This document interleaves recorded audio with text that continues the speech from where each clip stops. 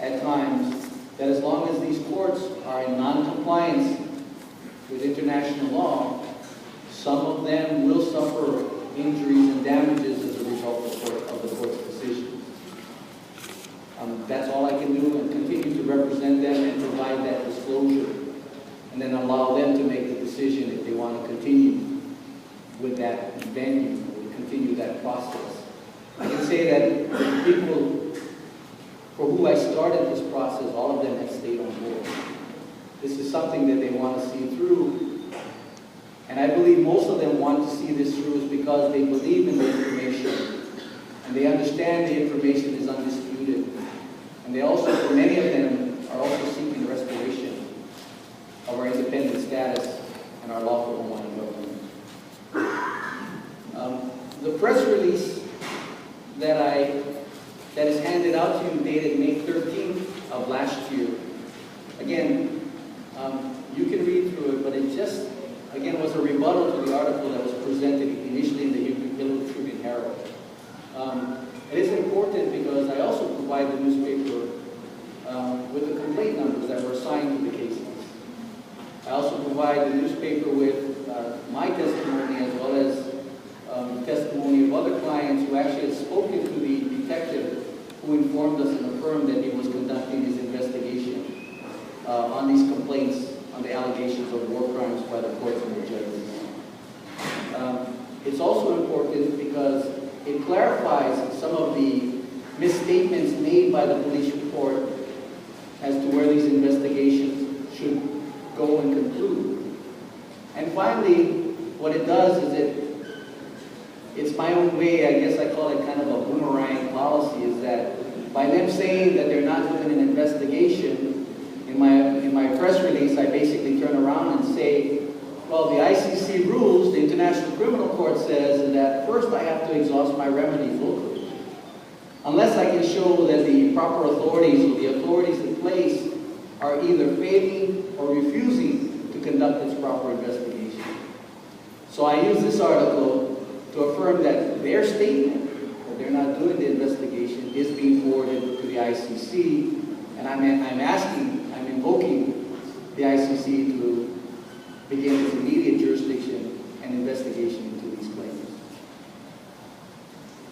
The other article that I prepared, the lawful status, I think I don't need to go over it. I would ask that you review it. Again, it does provide an accurate accounting of our history.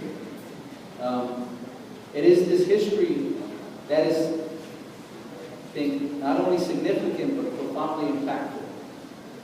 Before I continue, let me also say that in the preparation of this article or this statement, this lawful statement, I must give some thanks and mahalo to my wife, Kaiama, as well as Andre Perez, who assisted in the preparation of this article and made sure that I had all my I's dotted and my T's crossed, and if I lacked any information, they provided assistance with that as well. So mahalo to Manu and Andre for that. I also told Andre that by providing information on this, then he supports me entirely, right?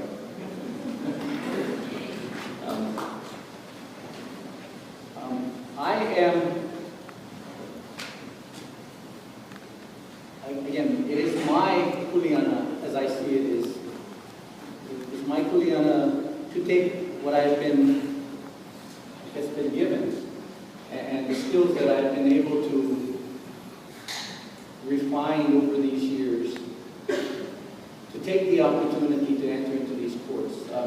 I must tell you that my coming to this knowledge and my coming to my Hawaiian culture, I would say, was late in blooming as compared to many others. I have to be thankful, again, to my wife for taking me to Kaho'olawe. And it was Kaho'olawe that opened my eyes into venturing forth. Before Kaho'olawe, I was afraid, and I'm sorry to use afraid is kind of a strong word, but I was somewhat kanalua about taking up issues of Hawaiian culture, or taking up issues of law and Hawaiian politics. But it was Kaho'olawe that led me to believe that I should just go forward. And along the way, there would be many who would assist me and guide me in my travel. I also have to give a great deal of a big mahalo to my men's group, the Halimua, and here in the Halimua Maui, because it is the Halimua that provided me with a strong cultural foundation. And in fact, it was our trip to Aotearoa with the Halimua where we had the opportunity to participate in the foreshores protest. And it was because of that protest, it led me to ask the question. I was more than happy to participate because it was a right and worthy cause. But it forced me to ask the question, then what are we doing here in Hawaii? Or what am I doing here in Hawaii? And it was that empowerment that led me to start to take up issues first for protecting Ibikupuna, and then eventually being allowed to receive this evidence and to receive this information and to make use of it in the courts and on behalf of our Hawaiian Kingdom and our Hawaiian government.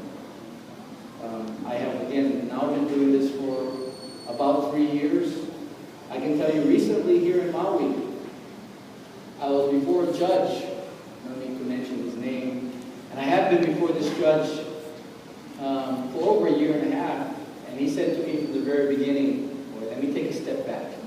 I originally came to his courtroom in August of 2013 on 3 cases on motions to dismiss, claiming the court did not have lawful authority and should dismiss because of lack of subject matter jurisdiction. At that time, the judge asked me, Mr. Kaiama, I'm going to continue all these motions until December 13th, and I want you to provide me all this information that you talk about, including a protest and demand that was filed by the acting government for the Hawaiian Kingdom in August of 2012, which included 55 annexes or exhibits. He says, I'd like you to provide me these 55 annexes and then provide me a supplemental memorandum in November tying this all together and telling me why I don't have this authority. So of course I took the opportunity, I thanked him and took the opportunity. I presented him with the annexes, which were over 1,000 pages. It also included the Ku'e petitions. Now, I didn't include all of the Ku'e petitions because that was over 500 pages by itself. What I did was, of course, provided in the first 4 pages of the document, and then the last 10, which basically was a confirmation of all the signatures. Again, all of those documents totaled more than 1,000 pages. It included the secret sessions of Congress, the United States Congress in 1897, where they discussed the intention to take Hawaii. It included the statements of Representative Thomas Ball and Senator Augustus Bacon, where they said on the Senate floor of Congress that you cannot annex Hawaii by way of joint resolution. It is unconstitutional and beyond the authority of our own laws. So fast forward on December 13th, or actually a couple days before, the clerk for this judge called me and said, Mr. Kaiama, can we continue it a little bit because the judge isn't through reading all the information? I said, that's okay. And so he continued it until December 27th. So on December 27th of 2013, a few weeks ago, this judge started by saying, Mr. Kaiama, when you first came into the court, or about 1.5 years ago, we were this far apart. He says, now based on the arguments and having seen you in court all this time, and you presenting this argument to me and all the information, and I've read it, he says, we are now this far apart.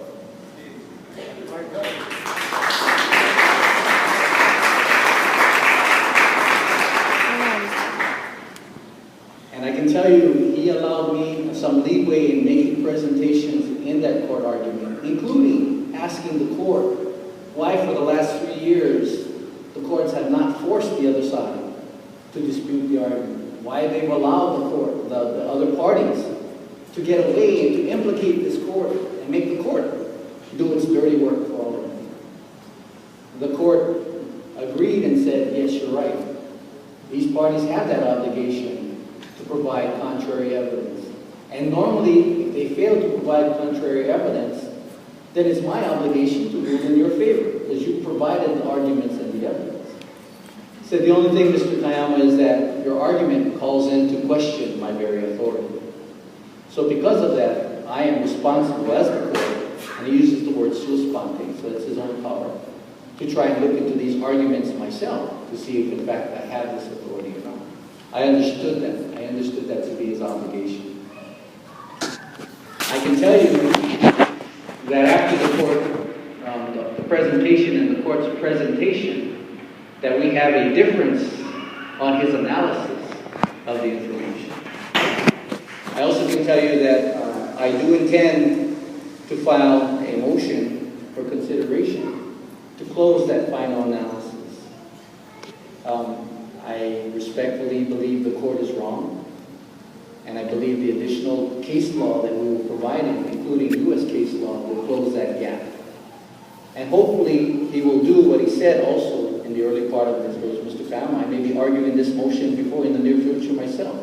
So that's my goal, is to convince a judge for the first time to do what the right thing is. Absent that, it continues to be my kuleana to take these matters beyond the courts here in Hawaii, because these courts are unlawfully constituted, have no legal basis or no lawful authority, and should be administered in Hawaiian Kingdom law. I guess I don't know where to go from here. I can leave it open to questions. I can make a few more comments, but at this point, if there anybody who has any questions about it, I'm happy to take them and answer them. Mahalo to you, Kaiama. There is a way we would like to handle the questions, and so that's wonderful. Mahalo for being willing to take questions. For those who have been entering the room since the speaker started, you've been listening to Dexter, Kaiama, and you might be wondering, oh gosh, did I miss the presentation called Nabahine Onipa'a? You have not. We've shifted the order, and Lau'ulu has been the first presenter for today's program, Onipa'a, and mahalo nui for being willing to take the questions and being the koa that you are for all of us. Papai'ikani'au Kaianui has in hand. Can I see a quick show of hands of people who would like to ask questions of Lau'ulu? Okay, not too many. And what we'd like to ask you to do is please stand, and the microphone will be brought to you and held, and you can pose your question into the microphone. So I did see two hands, so let's just start with at least two, and there may be more. Mahalo nui.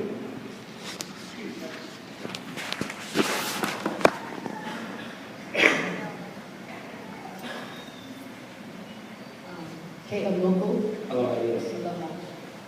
My question is, if you get the courts to give you a positive verdict on what you're submitting, what do you plan to do after that?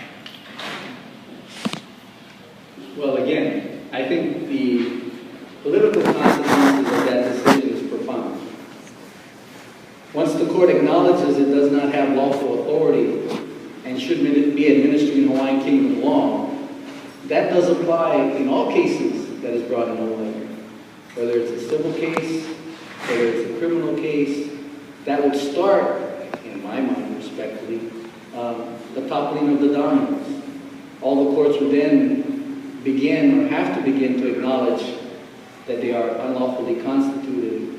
And I also think that begins the transition that we are looking forward to, which is restoration of the Hawaiian Kingdom as well as the lawful Hawaiian government.